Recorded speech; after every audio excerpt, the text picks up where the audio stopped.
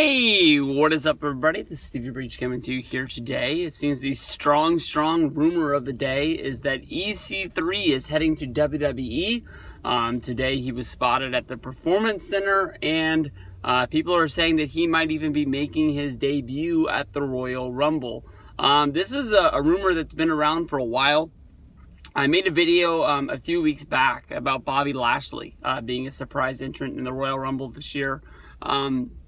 Basically talking about Lashley's contract and EC3's contract are two of the biggest contracts in TNA Impact Global Force Wrestling, and that they more than likely will not be with the company anymore. And if anybody was going to be jumping to WWE, it was probably going to be EC3 and Bobby Lashley. But at the time, I thought that Bobby Lashley had the biggest chance of making the jump because, honestly, I'm not going to say that, Derrick Bateman didn't blow it up in the WWE, but I honestly believe that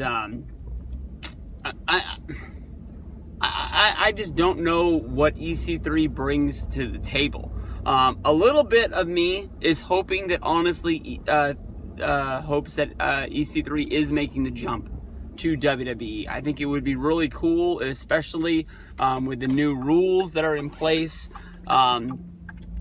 over there at Impact Wrestling, that basically, all your intellectual property, I think is the right words, you're able to take with you when you leave, even if it is something that, TNA made up for you.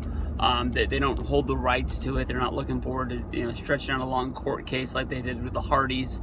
Anything that your character comes up with or anything you're able to take with you when you leave. They just care about basically making wrestling television, putting it on TV, and selling tickets and trying to make money that way.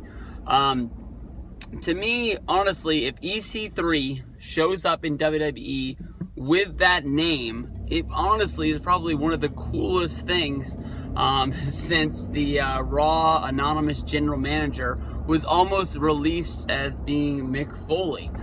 To me, it would have been awesome if Foley was the Anonymous Raw General Manager, seeing how that whole storyline was taking place when Mick Foley was wrestling and being the sort of commissioner of TNA. Basically being like, even though I'm working for the other company, I'm still watching this show and running it from the other side.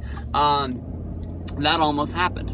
To me, honestly, when I think about EC3, I think about it being Ethan Carter III, being the nephew of Dixie Carter, and somebody wrestling in WWE whose character is supposed to be the nephew of Dixie Carter, who was the then owner of TNA.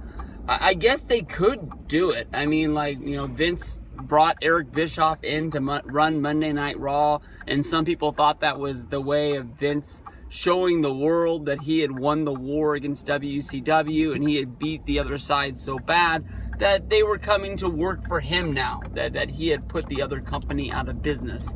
I don't think the war between TNA and WWE ever really got that strong.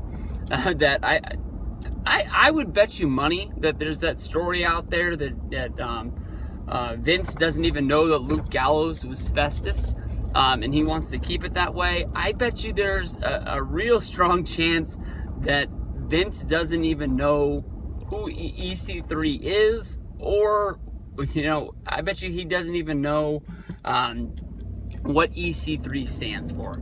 EC3 as a name right now, Ethan Carter III, it was made up because of, at the time, RG3 was the hot quarterback coming out of college, going into the NFL draft. He went number 1 overall. He was supposed to get drafted by the Rams, but they ended up trading the pick to the Redskins, and they gave up a whole bunch of picks, and it was a big deal. He came into the Redskins. He had a really good season, but I think in actually the playoff game is when he hurt his knee, and he was never ever the same. He ended up popping up in Cleveland for a hot minute, but they were able to expose that the knee is just, it ain't gonna work. RC3 will never be RC3 again. So I would wonder if they're going to be forced to change his name, or maybe just call him Ethan Carter, and then that's it. Or I don't know how you get over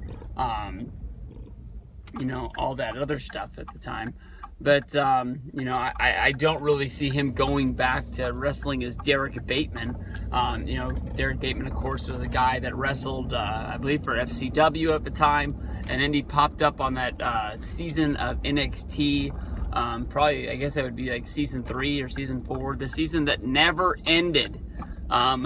Basically, they had said that they were going to have an ending to the show, but decided they didn't want to have another season, but they didn't want to stop the show, so it just kept going.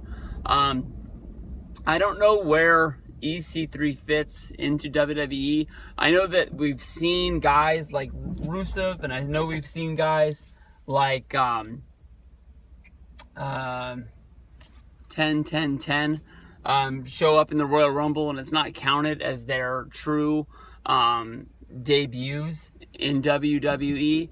It just sort of like, hey, this is something that's soon to come, coming out of NXT.